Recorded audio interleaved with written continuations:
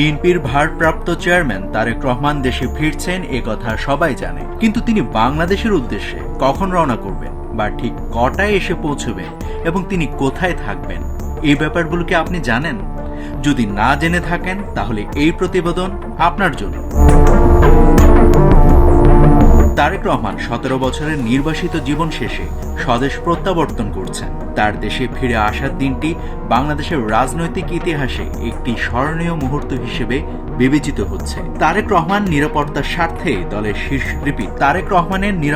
স্বার্থে দলের শীর্ষস্থানীয় কয়েকজন নেতা ছাড়া এতদিন অন্য কাউকে জানানো হয়নি তিনি কখন রওনা করবেন বা কটায় এসে বাংলাদেশে পৌঁছবেন।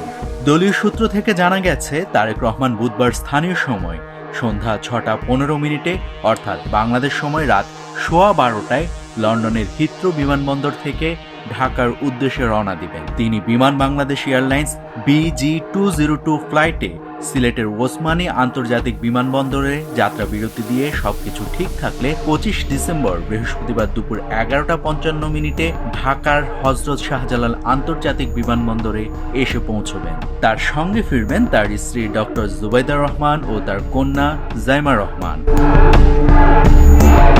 দেশে ফেরার পর তারেক রহমান গুলশানের 196 নম্বর বাড়িতে ওঠার পরিকল্পনা করেছিলেন, তবে বাড়ির সংস্কারের কাজ এখনো চলমান। যদি সংস্কার কাজ সম্পূর্ণ না হয় তবে তিনি মা খালেদা জিয়ার বাসভবন ফিরোজায় বসবাস করবেন বলে বিএনপির আহ্বায়ক আতিকুর রহমান রুমন জানিয়েছেন।